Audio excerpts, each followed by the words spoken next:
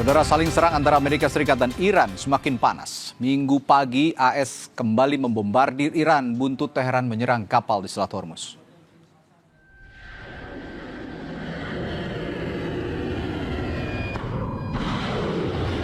Komando Pusat Amerika Serikat CENTCOM mengerahkan jet tempurnya dalam serangan ketiga dalam pekan ini. Militer AS mengungkap telah menghantam sekitar 140 target dalam serangan tersebut. AS mengklaim serangan ini jauh lebih banyak daripada 2 putaran terakhir. Lokasi rudal, drone, amunisi, peralatan komunikasi, dan aset Iran lainnya jadi target serangan terbaru Amerika Serikat.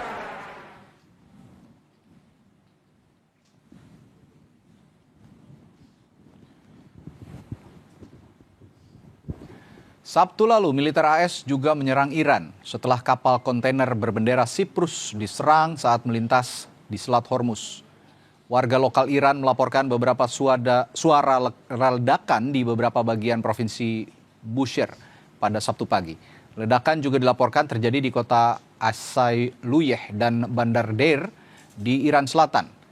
Sebelumnya Presiden Donald Trump menyatakan telah menyiagakan 1.000 rudal untuk menyerang Iran.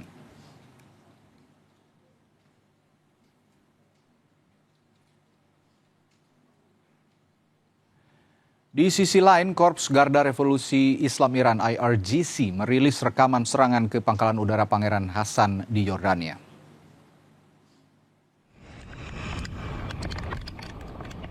Dalam video yang dirilis pada hari Minggu ini, Iran meluncurkan rudal-rudal balistik sebagai respons serangan AS ke situs pesisir dan menara komunikasi di Iran Selatan. Menurut Iran, AS mencoba menekan pemerintah Kesultanan Oman untuk menghasut menciptakan koridor ilegal di Selat Hormuz, tepatnya di bagian selatan. Kini militer Iran, IRGC, telah menutup Selat Hormuz sampai pemberitahuan lebih lanjut. IRGC menekankan tidak ada kapal diizinkan lewat sampai intervensi Amerika Serikat berakhir.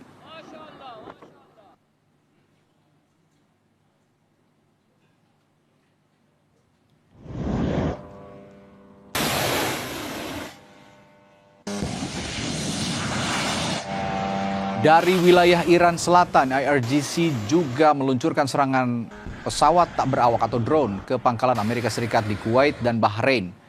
Drone Angkatan Darat Iran menargetkan sistem pertahanan udara, Patriot, gudang amunisi, dan pangkalan militer Amerika di wilayah Teluk.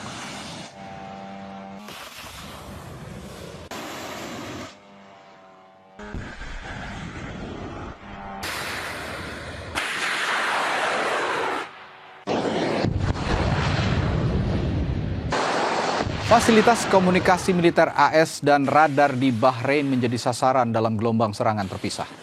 Iran juga memperingatkan AS untuk tanggung jawab atas ketidakstabilan di kawasan dan berjanji memberikan respons lebih keras jika serangan AS terus berlanjut.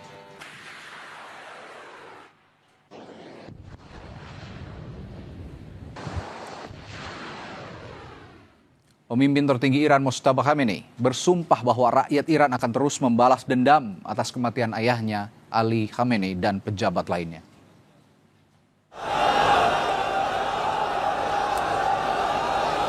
Pernyataan Mojtaba tersebut disampaikan oleh kantor penyiaran Islam IRIB usai rangkaian pemakaman ayahnya. Mojtaba memastikan balas dendam ini jadi kehendak bangsa Iran dan harus dilaksanakan.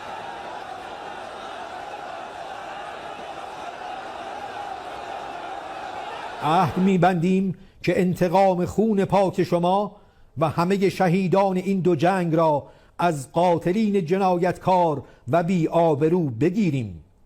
این انتقام خواست ملت ماست و به طور حتمی باید صورت بگیرد. این جنایتکاران که فهرستی از صدر تا ذیلشان موجود است، آرزوی مرگی آرام و در بستر را با خود به گور خواهند برد.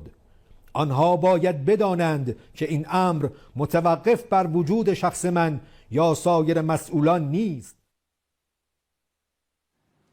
Dan kita bahas dinamika perang AS dan Iran yang kembali saling serang dan kian panas bersama peneliti senior dan Direktur Hubungan Eksternal dari Indo-Pacific Strategic Intelligence Aisyah Kusuma Sumantri. Selamat malam Mbak Aisyah. Selamat malam Mas Radi, senang bisa berada di sini. Ya, Mbak Aisyah, lagi-lagi saling serang. Kini Selat Hormuz ditutup lagi.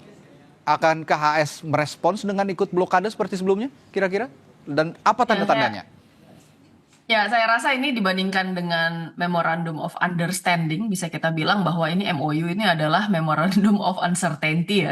Karena sampai saat ini kita lihat ini kembali lagi tensinya meningkat di antara Amerika Serikat dan Iran. Jadi memang akar dari konflik yang kita lihat saat ini itu terjadi sebenarnya karena ada perbedaan interpretasi di antara Iran dengan Amerika Serikat terkait poin kelima di dalam MOU yang ditandatangani di tanggal 19 April kemarin. Nah, kita lihat di sini sebenarnya di dalam MOU-nya itu kan dikatakan bahwa Iran ini akan membuka Selat Hormuz dan kemudian melakukan ya pembebasan biaya tarif di Selat Hormuz selama 60 hari sampai ada pembicaraan selanjutnya. Nah, permasalahannya hal ini diinterpretasikan oleh Amerika Serikat sebagai pembukaan total.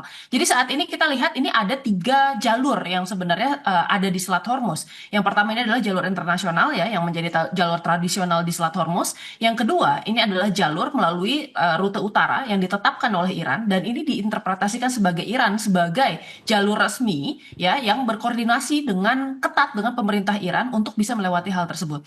Nah, lalu kemudian yang ketiga ini adalah jalur yang ditetapkan oleh Amerika Serikat. Nah, kenapa kemudian kita melihat ada serangan-serangan terhadap kapal komersil? Ini karena kapal-kapal yang kemudian dari Singapura lalu kemudian Cyprus dia melalui jalur Amerika Serikat ini. Dan Iran tentu saja melihat Selat Hormuz ini sebagai salah satu bargaining chips utama yang mereka miliki dan ini merupakan sebuah formula yang mereka temukan untuk bisa menekan global economy. Tentu saja mereka tidak akan melepaskan kontrol atas Selat Hormuz. Oleh karena itu sebenarnya yang ingin dilakukan Iran adalah menekankan ya bahwa Iran sampai saat ini masih memiliki kontrol penuh atas Selat Hormuz serta kedudukan yang kemudian harus dipertimbangkan di sana. Karena meskipun Amerika Serikat sampai hari ini sudah mengatakan bahwa ya dari segi angkatan laut Iran ini sudah hancur, tidak punya kapasitas, tetapi sebenarnya mereka masih memiliki capability untuk bisa melakukan serangan. Coastal defense-nya masih berjalan dan kemudian mereka juga bahkan memiliki kekuatan drones ya untuk bisa mensupport hal tersebut. Nah, ini kan membuat keadaannya kemudian semakin menegang saat ini. Dari defense mechanism Iran yang sudah dijelaskan tadi Mbak Aisyah, pada titik ini kira-kira seberapa besar potensi armada Amerika Serikat mengarah atau bahkan dengan secara tiba-tiba sudah berada di kawasan Teluk? Ya, saya kira seperti ini. Sejak kemudian MOU yang ditandatangani, memang Amerika Serikat ini kan sudah bertahap ya, dia menarik kembali sebenarnya pasukan-pasukan yang ditempatkan di kawasan tersebut. Karena menurut War Power Resolutions yang sudah ditandatangani oleh Kongres, Amerika Serikat ini harus dalam 60 hari itu menarik kembali. Kalaupun misalnya tidak memungkinkan, ada waktu tambahan sekitar 30 hari. Yang berarti dalam total waktu 90 hari, armada Amerika Serikat seharusnya sudah tidak berada lagi di kawasan tersebut.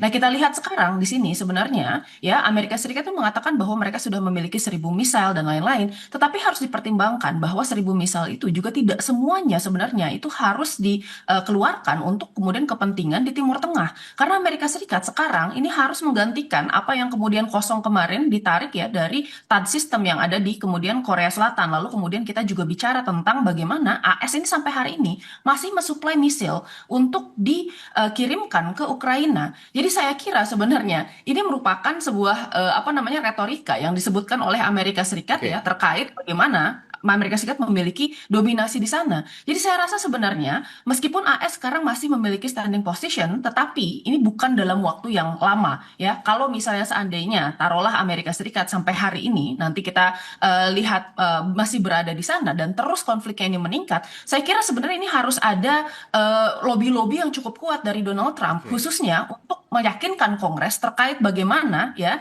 War Power Resolutions ini tidak diterapkan. Masalahnya kalaupun Trump memveto, saya kira konsekuensinya akan sangat besar untuk popularitas dari Republikan nantinya. Terakhir bicara soal pernyataan Mojtaba Khamenei yang bersumpah katanya akan membalaskan dendam kematian ayahnya. Ini kira-kira eskalasinya sejauh mana dari dampak pernyataan ini? Apakah dengan cukup menutup Selat Hormuz atau jangan-jangan akan ada eskalasi yang lebih besar lagi?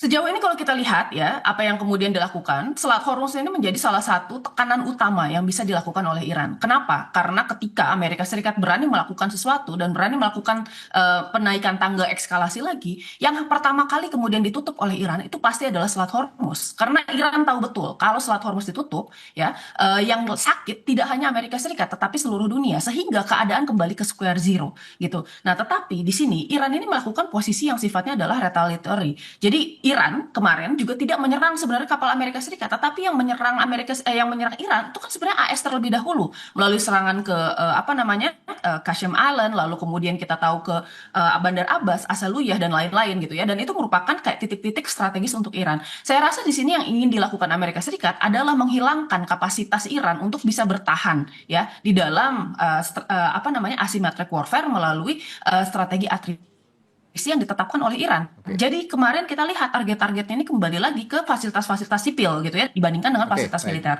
Nah, saya rasa sebenarnya di sini Iran ya dia akan tetap kemudian bertahan di sini dan bagaimanapun caranya Iran ini akan berusaha untuk bisa ya melakukan serangan yang 1 kali lipat dibandingkan apa yang sudah diimplikasikan oleh Amerika Serikat ke wilayah Iran sendiri. Yang saya garis bawahi dari diskusi kita malam hari ini, alih-alih Memorandum of Understanding seperti Anda bilang, sekarang ada Memorandum of Uncertainty. Yang ini justru harus dihindari untuk menurunkan eskalasi yang ada di Timur Tengah, terutama di kawasan Iran dan sekitarnya. Terima kasih peneliti senior dan Direktur Hubungan Eksternal dari Indo-Pacific Strategic Intelligence Aisyah Kusuma Sumantri telah berbagi perspektif di Sapa Indonesia Malam. Sampai jumpa lagi Mbak Aisyah, selamat malam. Terima kasih Mas Radi, selamat malam.